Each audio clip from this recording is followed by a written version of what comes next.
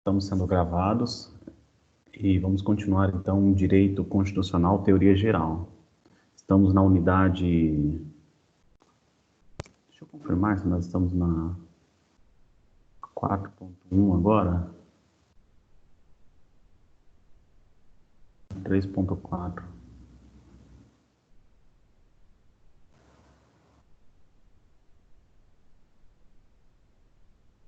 De forma um pouco mais rápida até, por favor. Habeas data. Eu vou falar um pouco mais rápido, tá? Habeas data. Na linha de baixo. Artigo 5º, inciso 72 da Constituição Federal. Habeas data, artigo 5º, inciso 72 da Constituição Federal.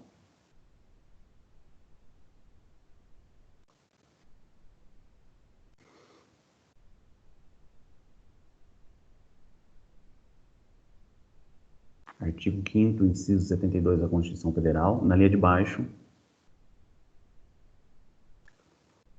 Objetivos. Objetivos.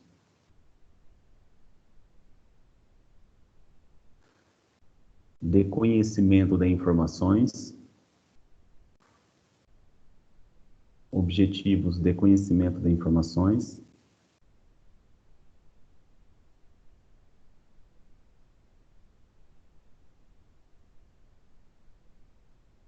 Relativas ao impetrante. Conhecimento de informações relativas ao impetrante.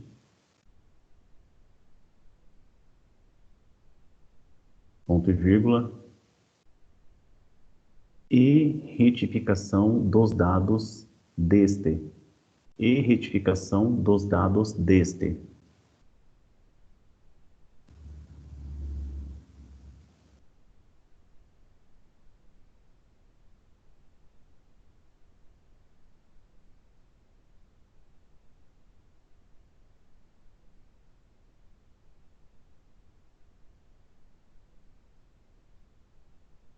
Na linha de baixo.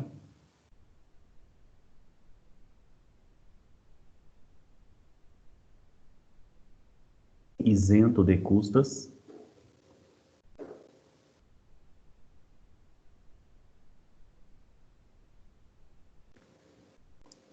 Isento de custas. Na linha de baixo.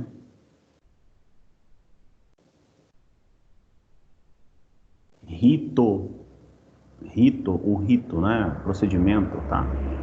O rito previsto na lei 9.507, rito previsto na lei 9.507, rito previsto na lei 9.507 de 1997,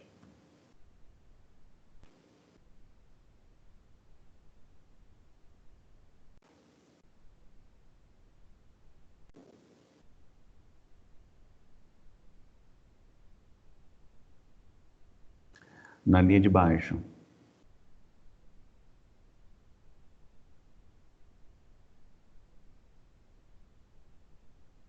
HD, que significa habeas data, habeas data,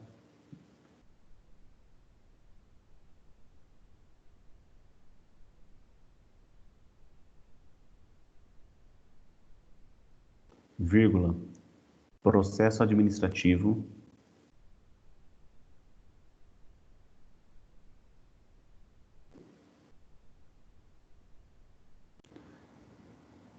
e processo judicial,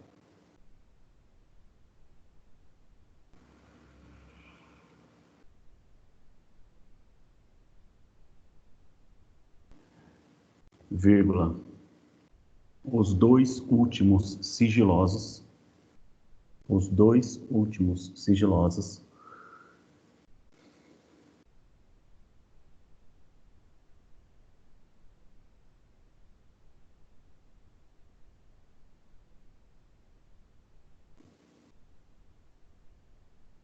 são as medidas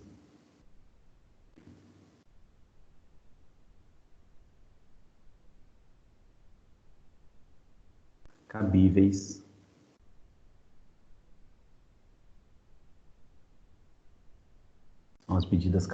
abra parêntese, artigo 5º, inciso 72,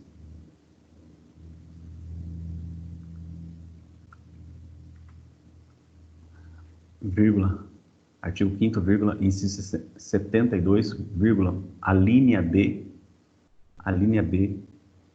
vírgula, da Constituição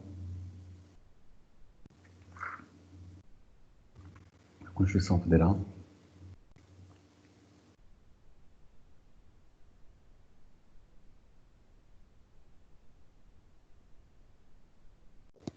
Professor, é a linha B ou D? D de bola. D de bola. Obrigado. A linha B da Constituição Federal. Na linha de baixo,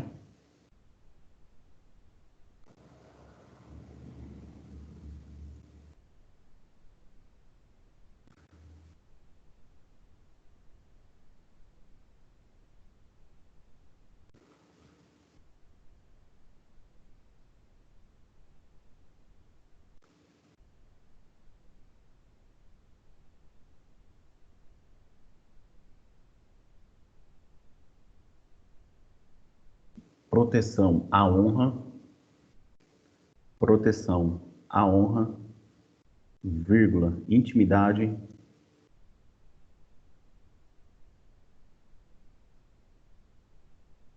proteção à honra, vírgula, intimidade, vírgula, vida privada,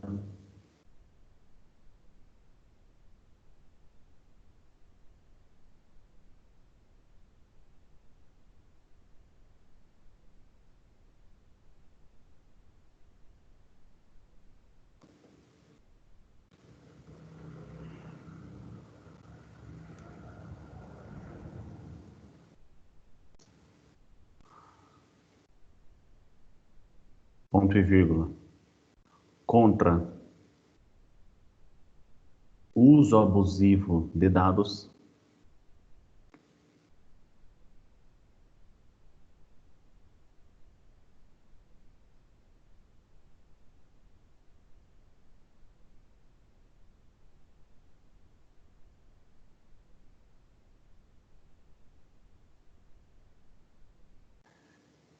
vírgula,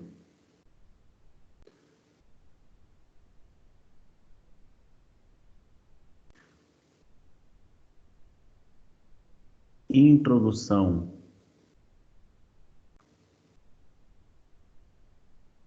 eu falei uso abusivo de dados, né? Vírgula, contra introdução de dados sensíveis, introdução de dados sensíveis,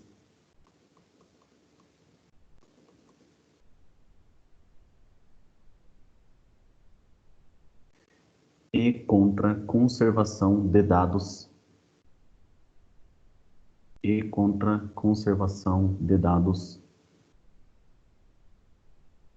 falsos, dados falsos,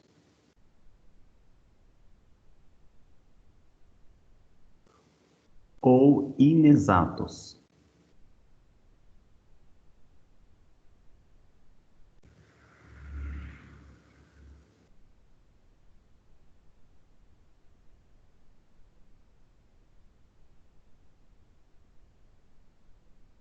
Última frase aí, professor. Desculpe. Dados inexatos, ou seja, que não estão exatos.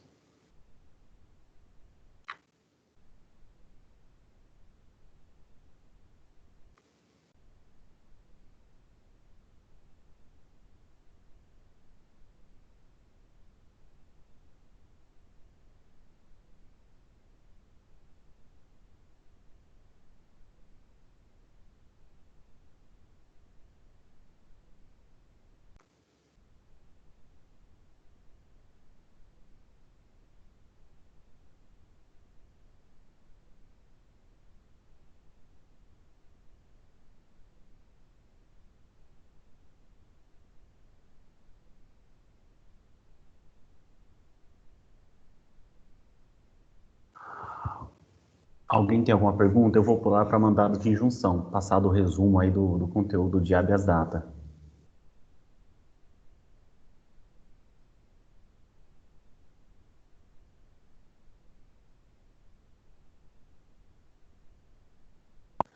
Mandado de injunção, como vocês já sabem, as normas constitucionais, elas podem ser de eficácia plena, contida ou limitada.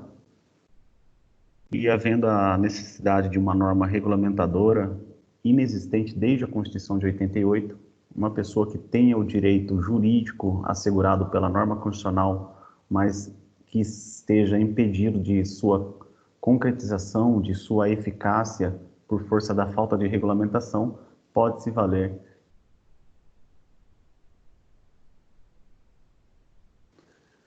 E o inciso da Constituição fala conceder-se a mandado de injunção sempre que a falta da norma regulamentadora torne inviável o exercício dos direitos e liberdades constitucionais e das prerrogativas inerentes à nacionalidade, à soberania e à cidadania.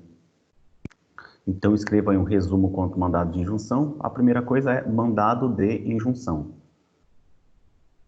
Mandado de injunção.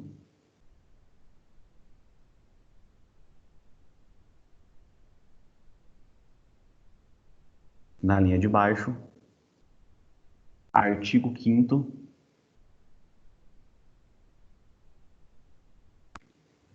inciso 71 da Constituição Federal. Artigo 5º, inciso 71 da Constituição Federal.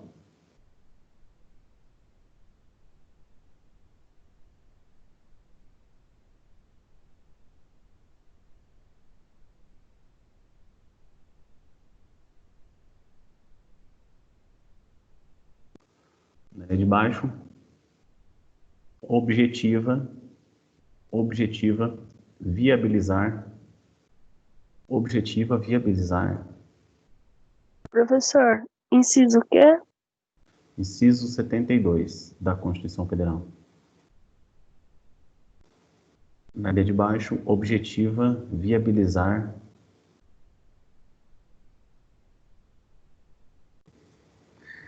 direitos e garantias fundamentais, objetiva,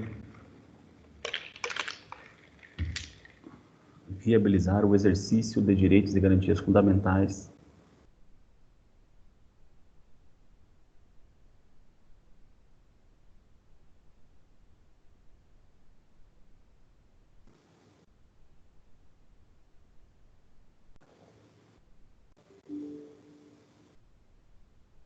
atrelados a liberdades,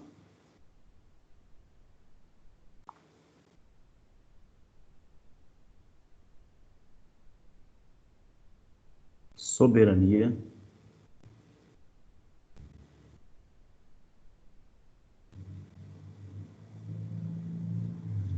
e cidadania,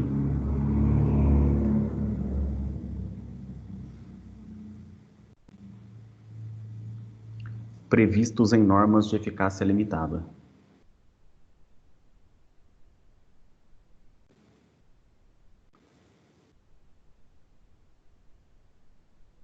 Previstos em normas de eficácia limitada.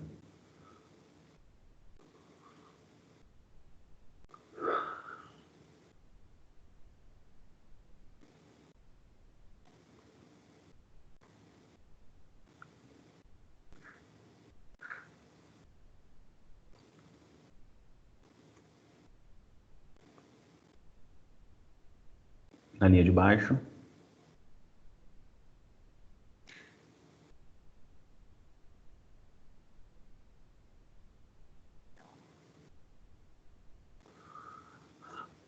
a Lei 13.300 de 2016, a Lei 13.300 de 2016,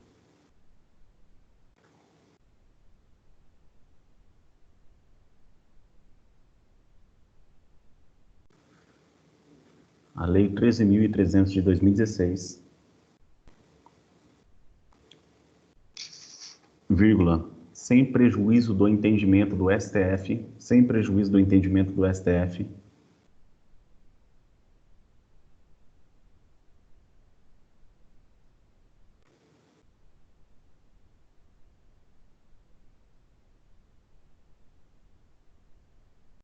vírgula, por analogia ao mandado de segurança coletivo, por analogia ao mandado de segurança coletivo,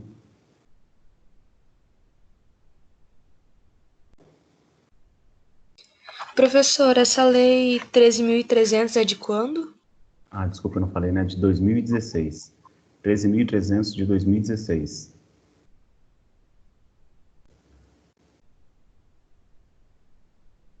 Obrigada. Por nada.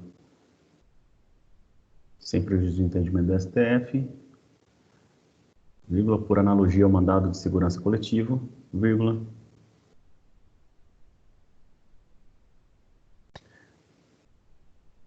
possibilita o mandado de injunção coletivo. Possibilita o mandado de injunção coletivo.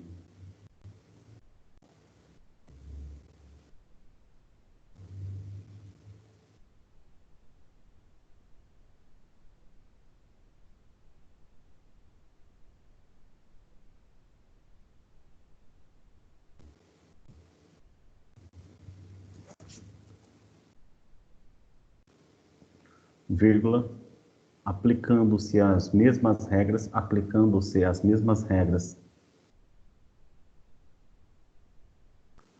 quanto aos interesses e à legitimidade. Aplicando-se as mesmas regras quanto aos interesses e à, no caso, legitimidade.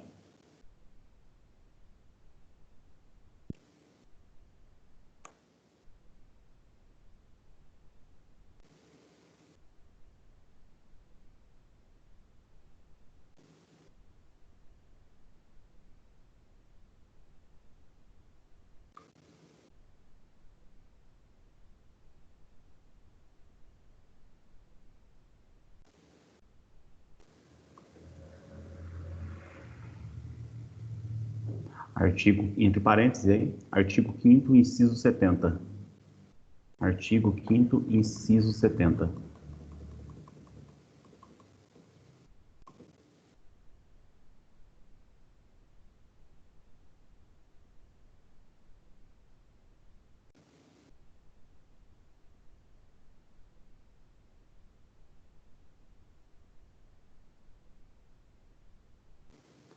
Artigo 5º, inciso 70.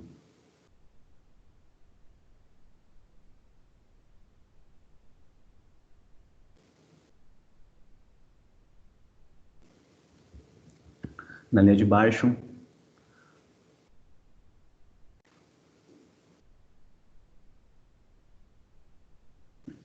aplicação subsidiária do CPC. Aplicação subsidiária do CPC. Aplicação subsidiária do CPC.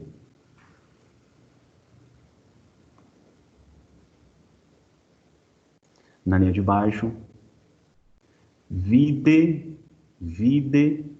ou seja, veja, né, vendo, né, requisitos, requisitos da página 185 do livro acadêmico. Vida e requisitos na página 185 do livro acadêmico.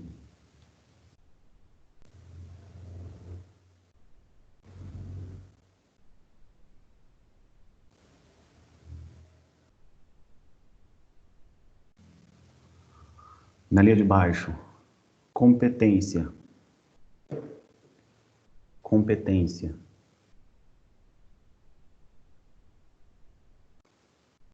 Competência do STF. Competência do STF.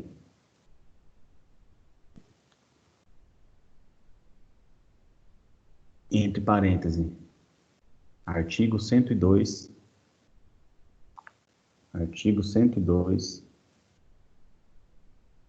inciso 1,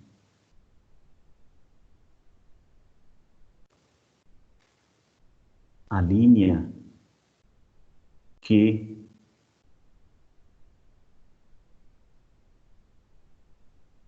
é esse? Aquele de Sabe quando a gente coloca QQR? Qualquer. Falando assim, QQR, coisa, qualquer coisa. QQ, né? Esse Q, a linha Q.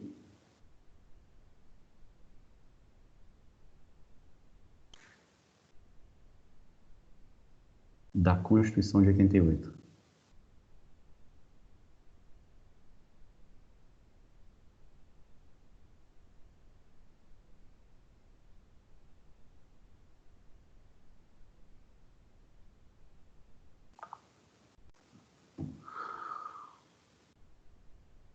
Ponto e vírgula. Do STJ.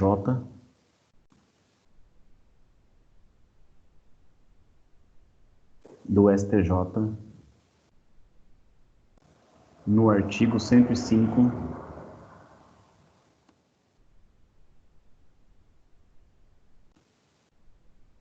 Inciso 1.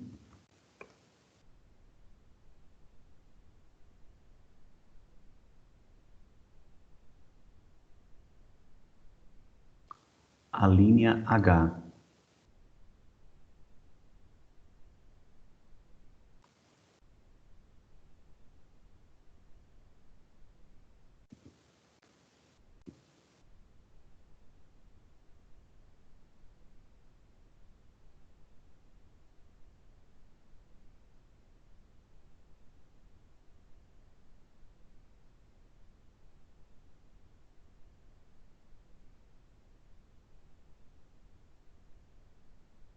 Na linha de baixo.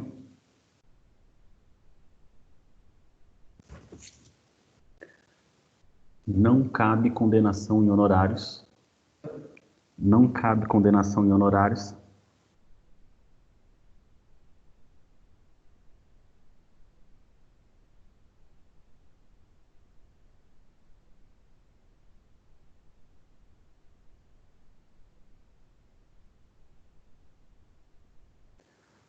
Vírgula.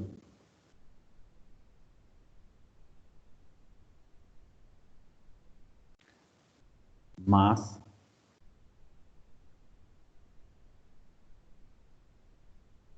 não há isenção de custas e taxas judiciárias. Mas não há isenção de custas e taxas judiciárias.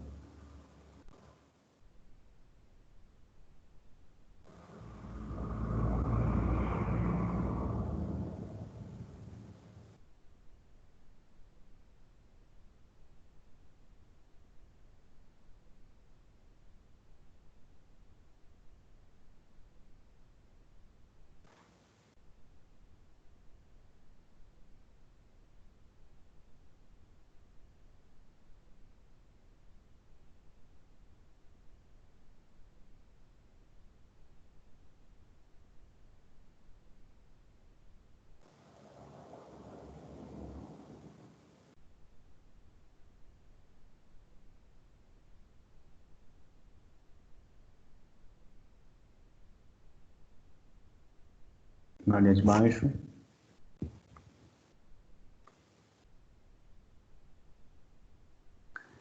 É cabível tanto nas relações de natureza pública quanto nas de natureza privada. É cabível tanto nas relações de natureza pública quanto nas de natureza privada. É cabível tanto nas relações de natureza pública quanto nas de natureza privada.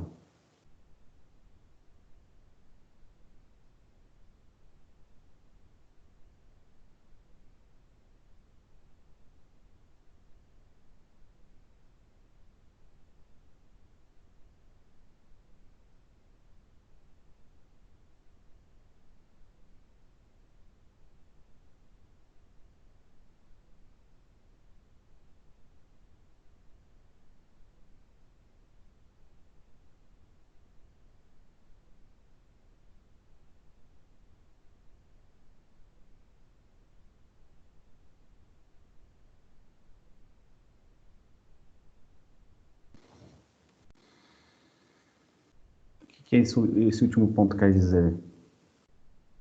Que eu posso buscar algo tratando do direito à educação, do direito à saúde, uma abrangência pública, como também uma questão de um interesse privado, tá?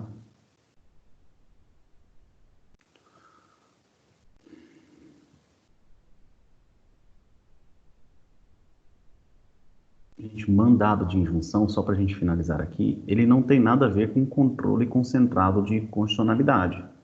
O que é controle de constitucionalidade? Vocês vão estudar no futuro, não fiquem apavorados por não saber o que é um controle de constitucionalidade.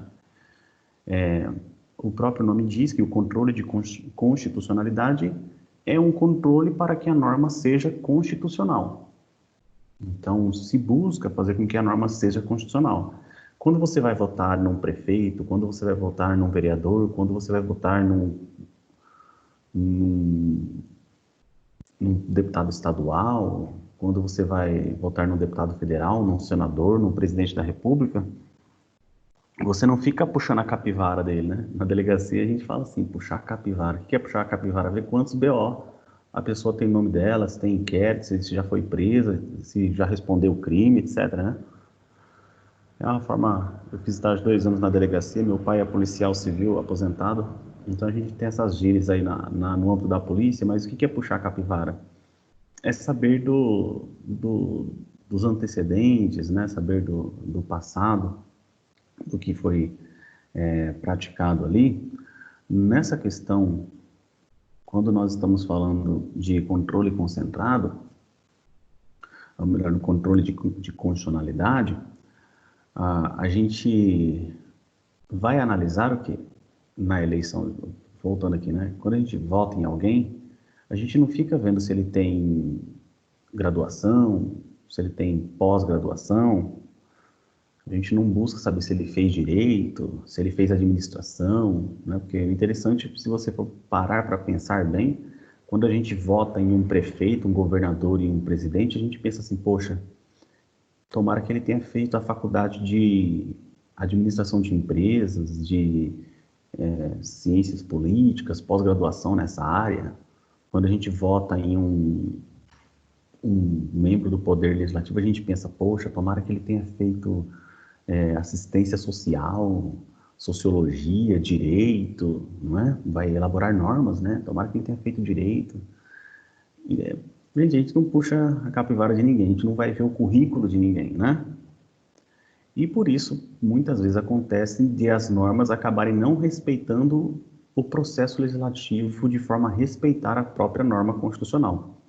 Então, uma norma constitucional, seja quanto às formalidades, seja quanto à materialidade, ela pode sofrer não respeitar a matéria e ser inconstitucional, ou não respeitar o quórum adequado e ser inconstitucional. Quem vai fazer isso é o controle, geralmente é o Supremo Tribunal Federal que vai julgar aquela ação constitucional, sendo certo que existe controle preventivo. Não vou me alongar muito nesse assunto aqui. O que eu quero dizer é porque existe um controle de constitucionalidade que muitos chamam de ADIM por omissão.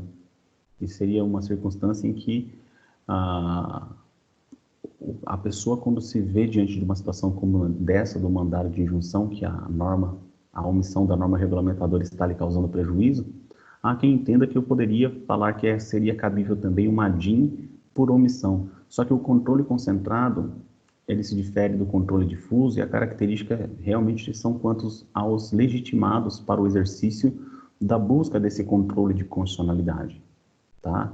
Não vou me alongar nisso daqui, eu só quero dizer que quando se estuda mandado de injunção, muitas vezes há quem indica que você deva estudar também o que seria uma ADIM por omissão. Só que a ADIM por omissão é um estudo do controle de constitucionalidade, existem duas modalidades, o difuso e o concentrado, e nós não vamos nos alongar nesse assunto aqui nesse momento, em Direito Constitucional 1, para vocês. Só fiz um breve comentário a respeito disso, tá? Vamos para o próximo ponto, então, que é ação popular. Um outro remédio constitucional aqui, tá, pessoal? Depois, gente, desse ponto aqui da ação popular, a gente já vai para a unidade 4.1, Então, vamos fazer essa última anotação e a gente vai mudar a metodologia a partir da 4.1. Tá? Só quis passar de forma rápida aqui para a gente trabalhar quanto a todos os remédios constitucionais de uma forma mais objetiva, para fins de memorização. E vamos lá, então, agora, ação popular, que já também estudamos oportunamente. Então, pule aí algumas linhas, escreva aí ação popular, que também é um remédio constitucional, tá?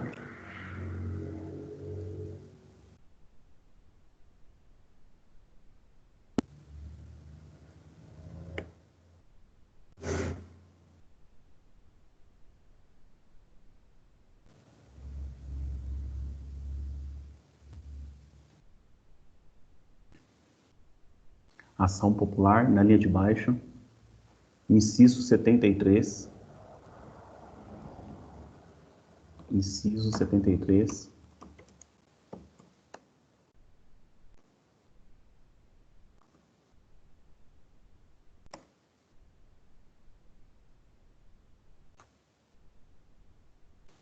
Inciso 73, LXXIII da Constituição.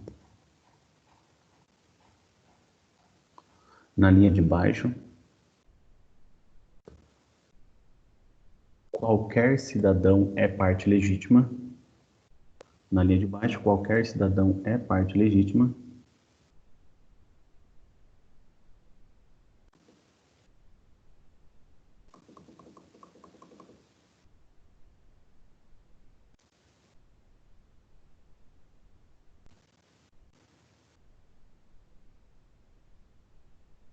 Na linha de baixo, visa a anular ato lesivo. Visa a anular ato lesivo.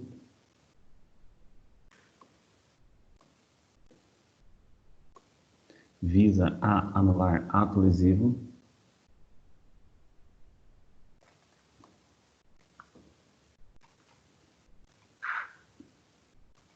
Ao patrimônio público.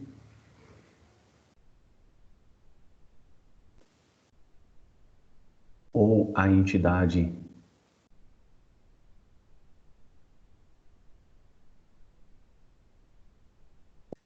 Professor, o senhor pode repetir depois de ato lesivo, por favor? anular ato lesivo ao patrimônio público ou de entidade de que o Estado participe, visa a anular ato lesivo ao patrimônio público ou de entidade de que o Estado participe,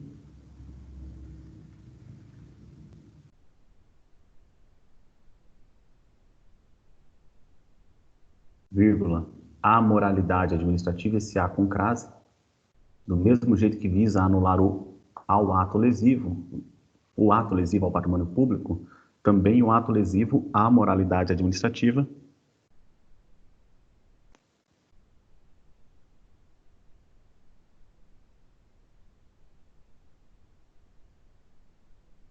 ao ato lesivo à moralidade administrativa, vírgula, ao meio ambiente,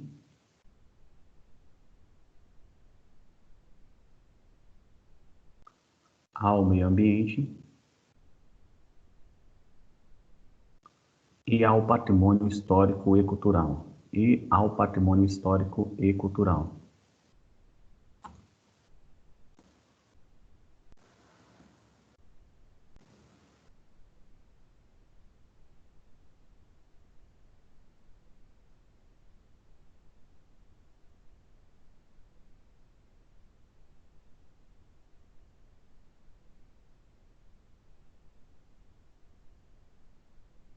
Na linha de baixo,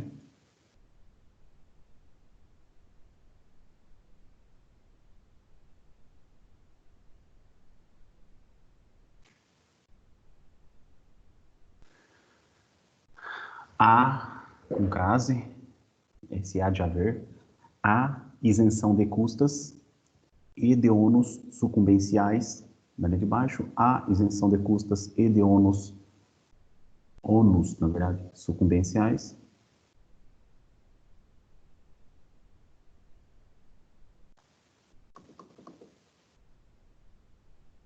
Na linha de baixo. Ônus o quê? Ônus de sucumbência. Ônus sucumbenciais.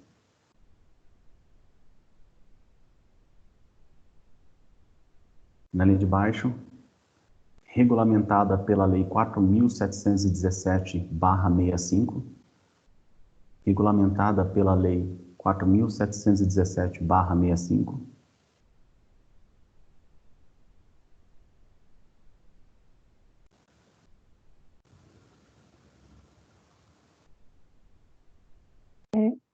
Pode repetir, por favor? Lei 4.717/65.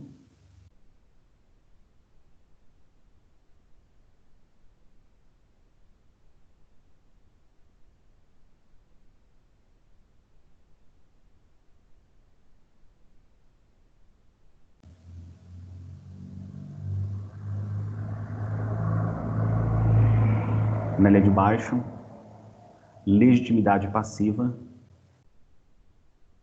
Na linha de baixo, legitimidade passiva.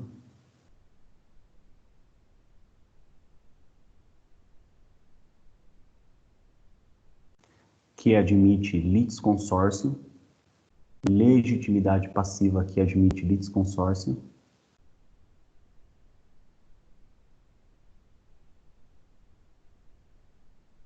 Você admite o quê, professor?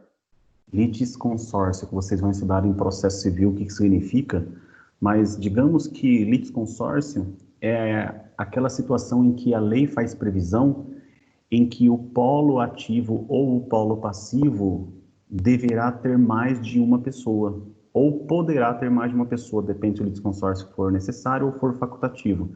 Querem um exemplo?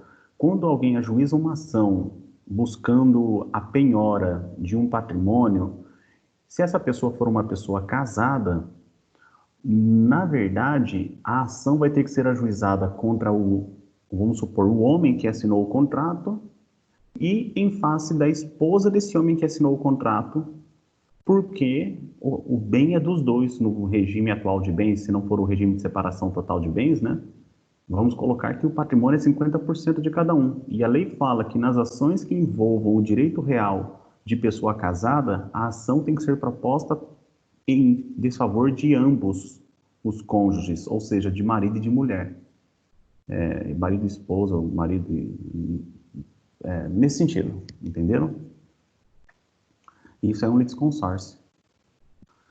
Então, admite-se litisconsórcio passivo.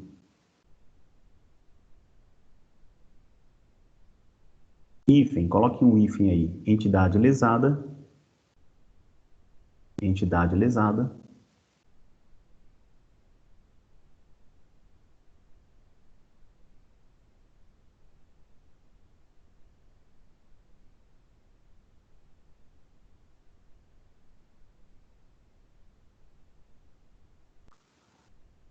Vírgula, além dos autores e responsáveis pelo ato.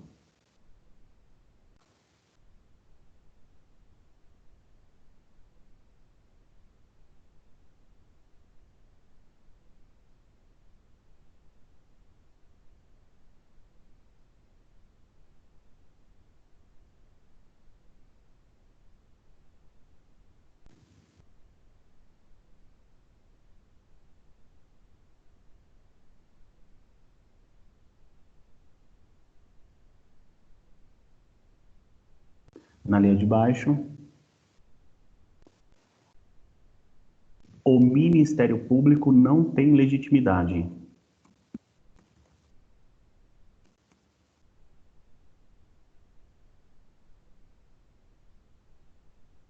O Ministério Público não tem legitimidade.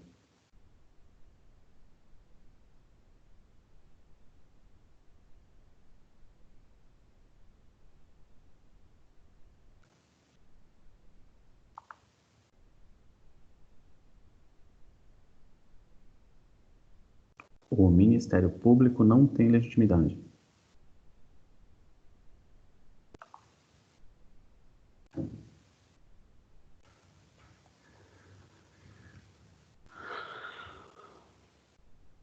Ok, pessoal, agora vamos para a unidade 4.1 e agora a gente vai mudar o esquema. Agora eu vou começar a passar algumas perguntas para vocês.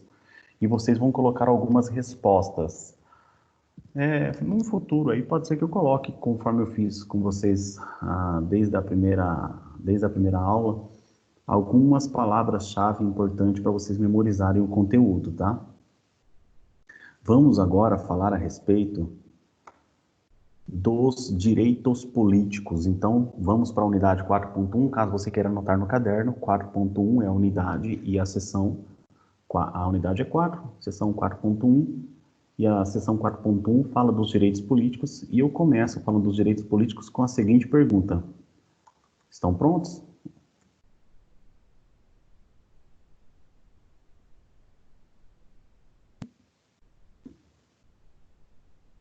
Sim. Obrigado. Anotem o seguinte. Sufrágio é com G, tá? Sufrágio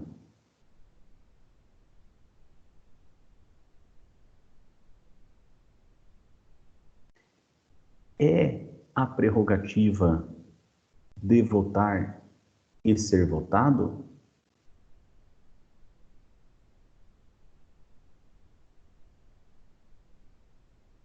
Sufrágio é a prerrogativa de votar e de ser votado?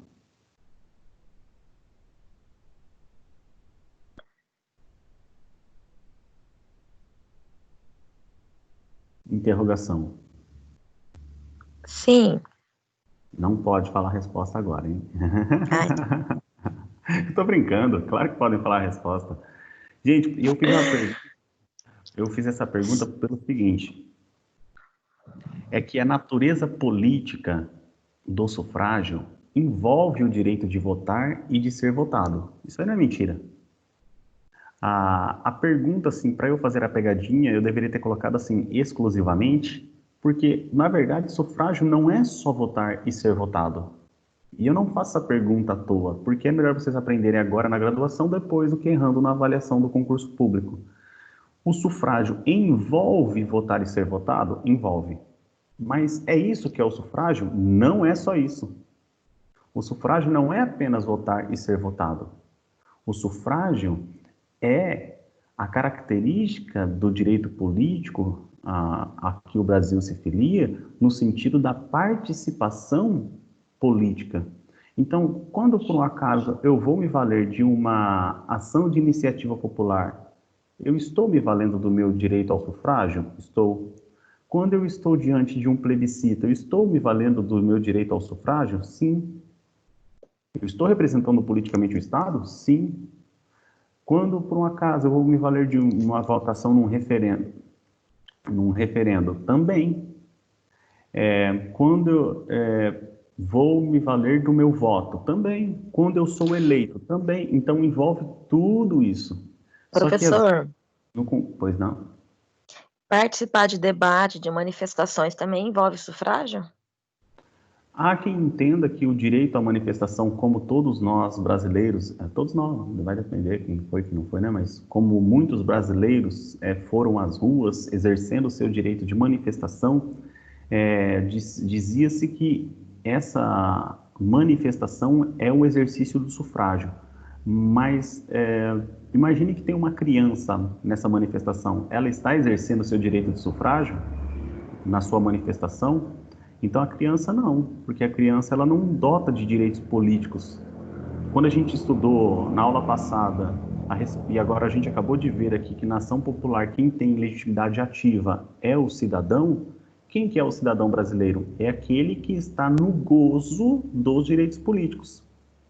E aquele que está, então, no gozo dos direitos políticos, eu vou falar que ele está no exercício do sufrágio.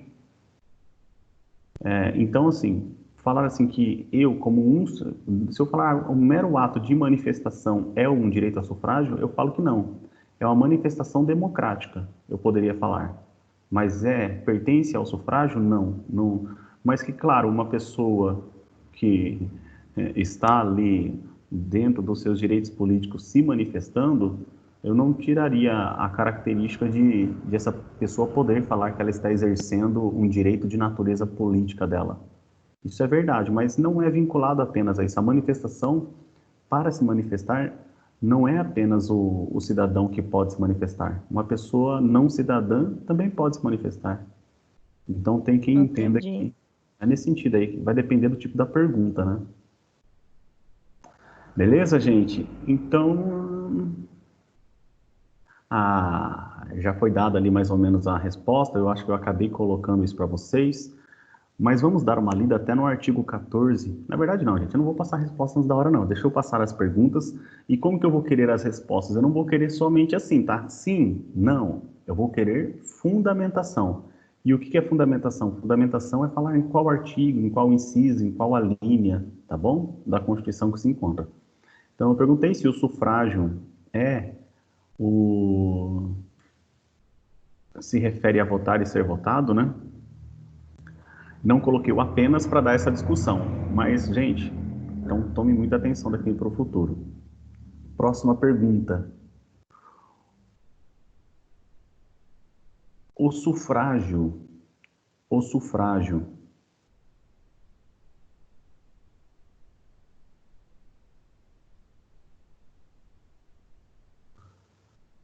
adotado no Brasil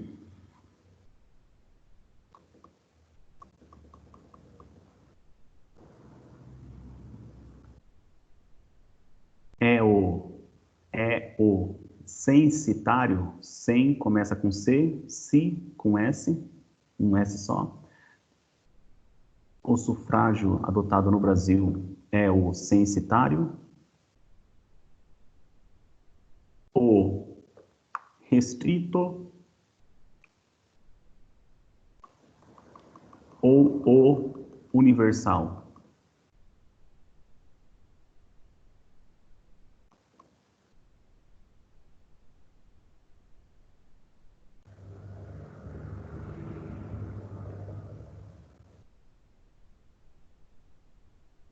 É o restrito e universal.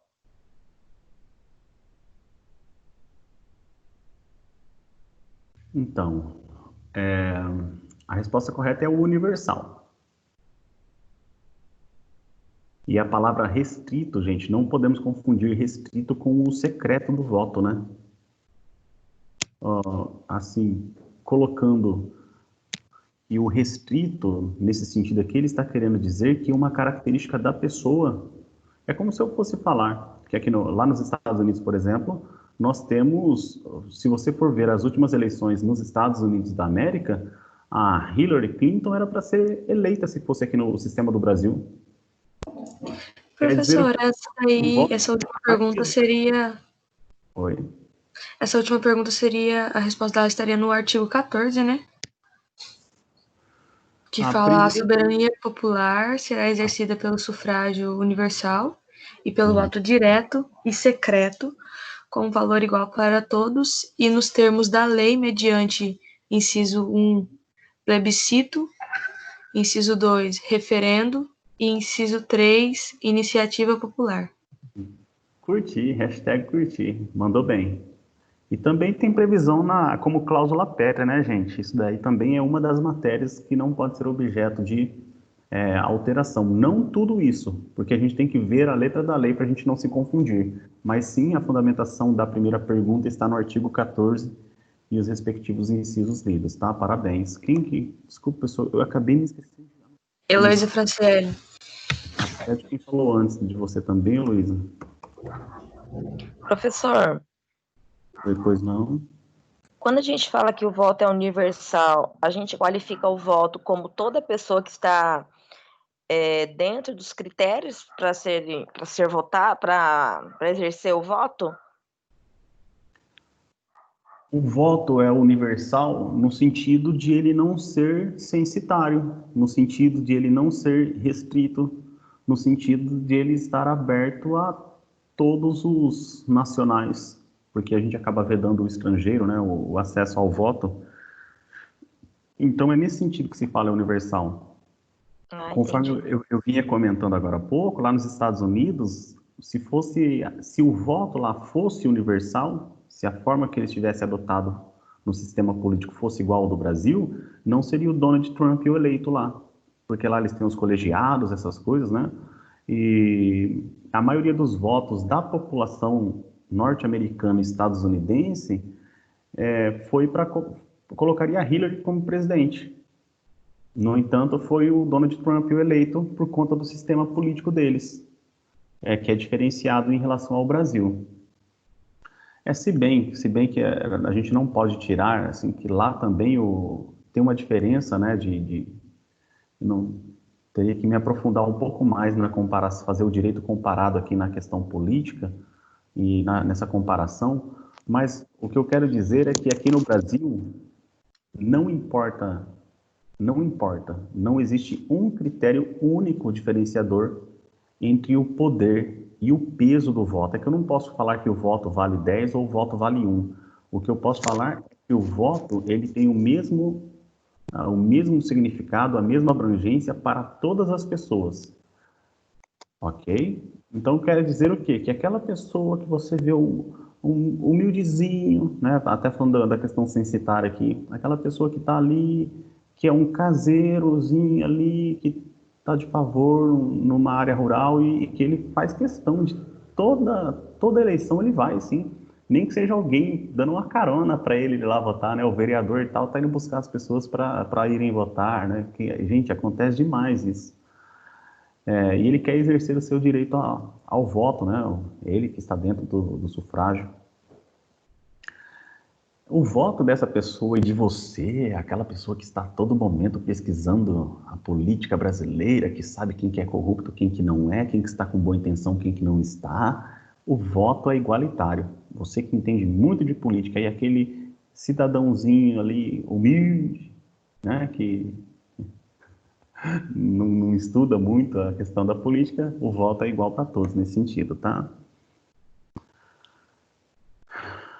Universal em relação à abrangência geral e de estar à disposição de todos conforme as regras da Constituição da República Federativa do Brasil, tá? A segunda pergunta ali, gente, eu nem me lembro como ela foi feita, mas eu acredito que o Brasil adotou o sufrágio censitário, o restrito ou o universal. E o Brasil adotou o universal. Depois vocês vão dar uma lida no material para ver a diferenciação e passar a resposta de forma mais substancial, tá? Uma outra pergunta, coloque no caderno, por favor.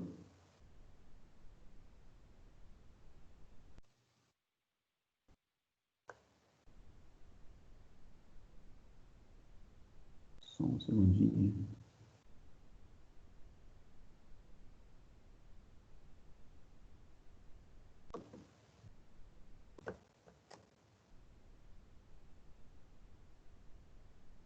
Coloque aí. É cláusula pétrea? É cláusula pétrea?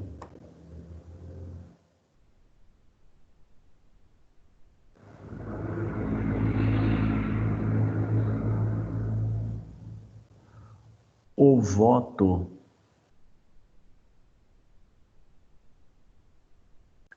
ser obrigatório no Brasil?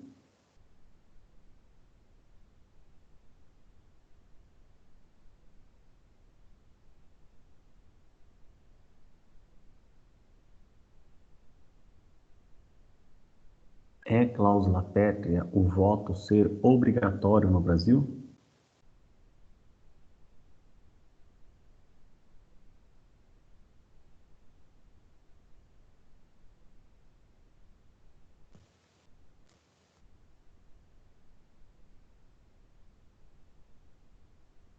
Pode responder? Pode.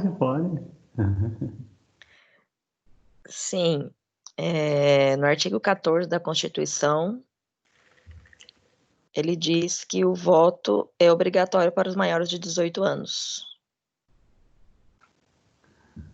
E aí, e a pergunta? Agora leia a pergunta, fazendo favor. O voto é obrigatório no Brasil. No artigo 14, parágrafo 1º, diz que Eu fiz errado a pergunta. Hum. Eu fiz errado. Eu falei o voto, coloca assim, o comparecimento pessoal, o comparecimento para a votação. A frase correta seria essa. O comparecimento para a votação.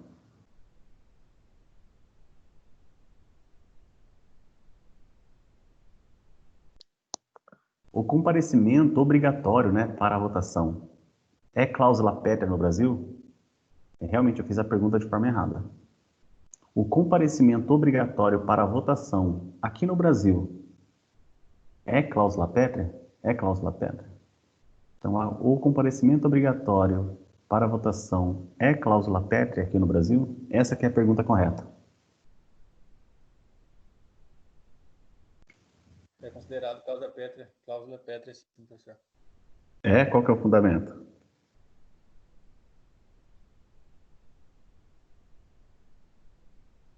Porque o voto, ele é direto, secreto, universal e periódico.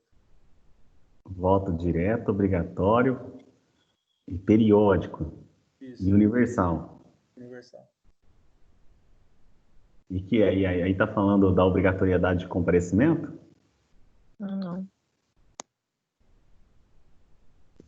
Então, eu comento um outro ponto também que é discutido, gente, que talvez seja cobrado de vocês, porque as pessoas dizem que o comparecimento obrigatório, ou seja, eu ser obrigado a ir votar em alguém ou não, o comparecimento é obrigatório, a lei diz isso. Só que eles falam que isso não é uma cláusula pétrea, tá?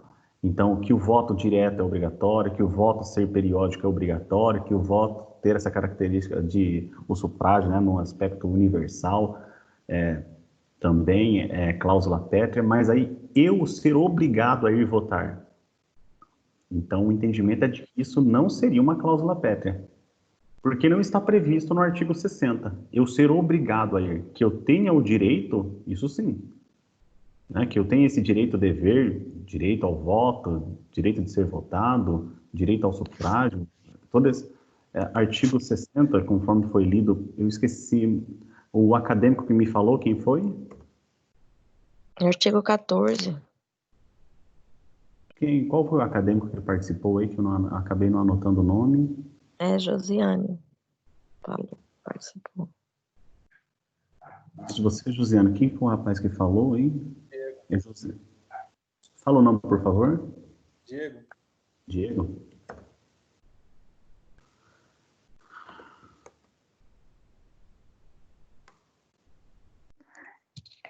Pode responder, professor, essa Sim, última senhorita. pergunta? Sim, senhorita. A obrigatoriedade do exercício do sufrágio não figura-se como cláusula pétrea constitucional, segundo o artigo 60, parágrafo 4º, inciso 2 da Constituição Federal. É isso mesmo. Por quê? Porque o inciso 2 do parágrafo 4º do artigo 60 da Constituição Federal, ele fala que o voto, cláusula pétrea, é o quê? Que não será objeto de deliberação, proposta de emenda tendente a abolir o quê?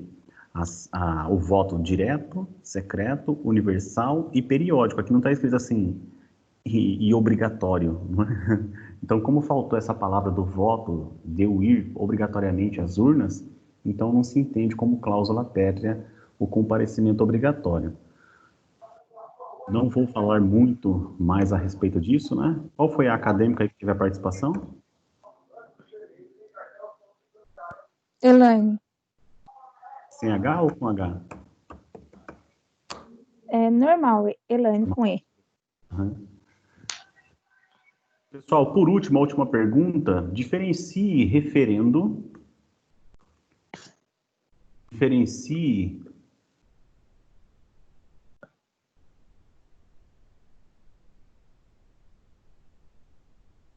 referendo de plebiscito.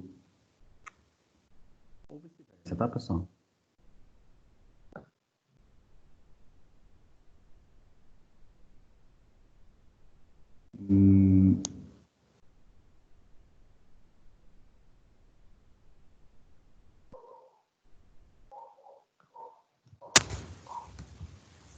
Pode responder? Vamos lá. Quem me fala? Ana. Um plebiscito é quando uma matéria é apresentada marcada por consulta popular antes que o Congresso elabore um projeto de lei. Já o referendo é quando o projeto de lei já foi criado pelo governo e então necessária aprovação ou rejeição por parte dos cidadãos. Então, vejam, dentre outras diferenciações, primeiro a gente vai ter que analisar quando que a consulta do povo é feita anteriormente à ação do Poder Legislativo no processo legislativo e quando que a consulta do povo vai ser feita apenas para ratificação, apenas para convalidação, apenas para demonstração do seu posicionamento a favor ou contra. Então, se por um acaso um tema, algo já foi feito e há uma consulta posterior, eu vou ter que saber se eu vou dar um nome, se a consulta posteriormente ao povo ela é plebiscito ou se essa consulta é chamada de referendo. Se ela é feita anteriormente, eu também tenho que fazer essa pesquisa. Pessoal, o que eu quero de vocês dentro dessa pergunta? Eu quero que vocês coloquem no caderno de vocês, sim, as diferenciações entre direitos, entre a questão de plebiscito e referendo. Eu quero, a partir da página...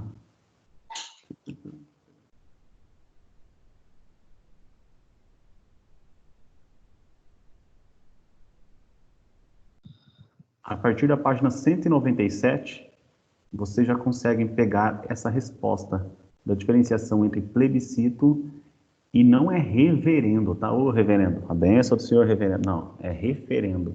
Entre plebiscito e referendo, qual é a diferença? E eu quero que vocês citem o maior exemplo de cada, ok? Para a gente finalizar a aula depois da resposta de vocês.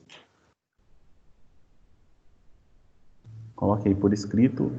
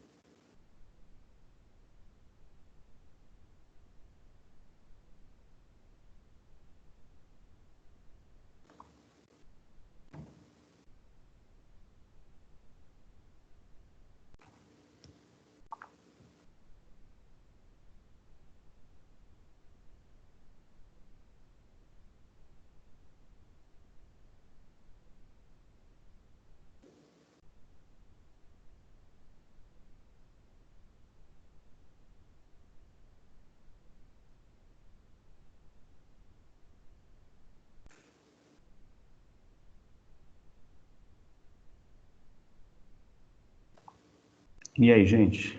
Conseguiram anotar já?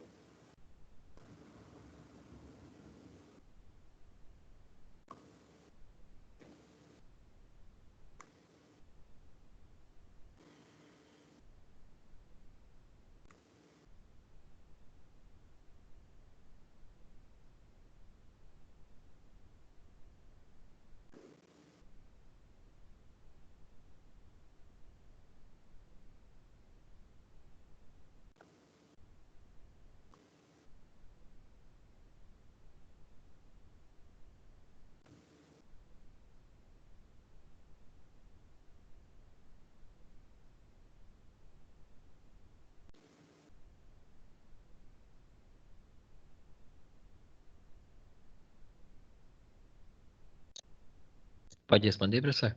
Pode, Marcos. Plebiscito, né? Definição. Consulta popular antes de o Congresso elaborar um projeto de lei sobre a matéria, cabendo aos cidadãos o debate e a decisão sobre determinado assunto. Exemplo: plebiscito de 1993 para decidir sobre o sistema de governo brasileiro, em que os cidadãos decidiram entre monarquia e república, presidencialismo e parlamentarismo.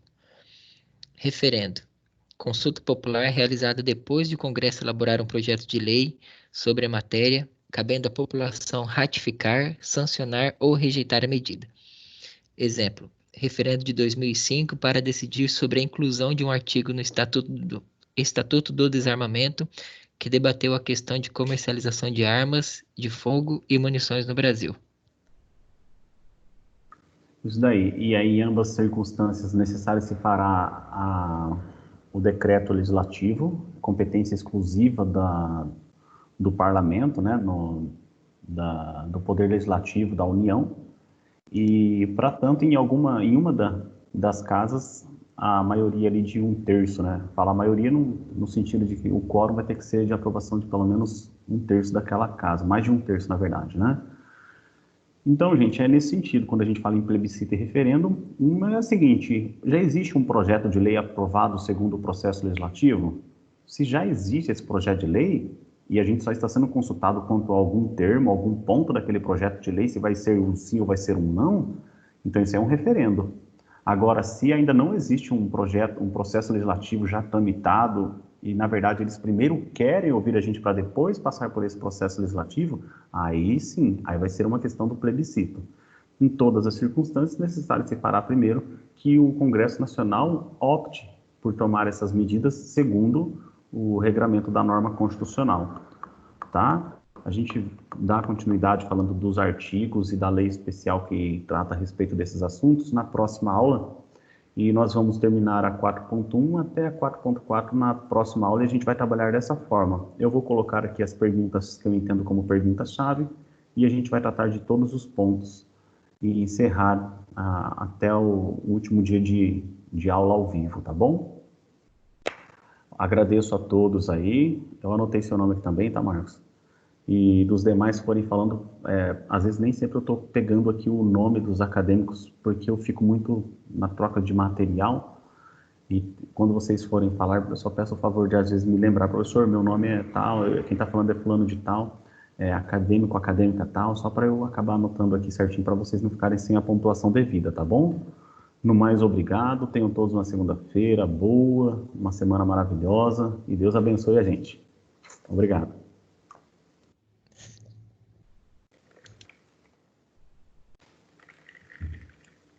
Caso alguém tenha alguma pergunta a mais para fazer, fique à vontade também. Eu vou encerrar a gravação, mas continuo aqui.